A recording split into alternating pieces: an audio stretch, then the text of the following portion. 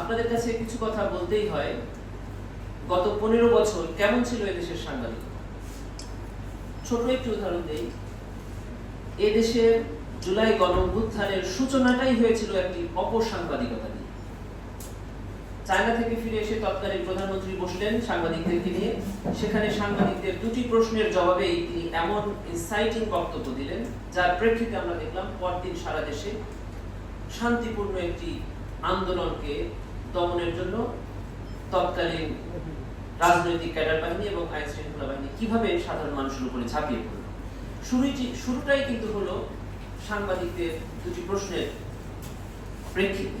এবং দেখেন যে সে সময়ের প্রশ্নগুলো কিন্তু প্রশ্ন ছিল না, প্রশ্ন থাকতো কে কিভাবে তাদেরকে, এটাকে আমি একটু সাধারণ ভাষায় বলি যে তাকে তোষামত করা, অপসাংবাদিকতা করা, এগুলাই ছিল মূলত। আর কিছু সিলেক্টিভ সাংবাদিকরাই শুধু সেই প্রোগ্রামে যেতে পারে। সেরকম একটি রেজিম পার করে আমরা এই ছাত্র জনতার প্রাণের এবং রক্তের বিনিময়ে আমরা স্বাধীন আইন পেশা, স্বাধীন সাংবাদিকতা পেশা করার সুযোগ পেয়েছি। এই সুযোগটা যেন আমাদের হাতছাড়া না হয়ে যায়, সেদিকে আমরা খেয়াল করি। আমরা যে জায়গা থেকে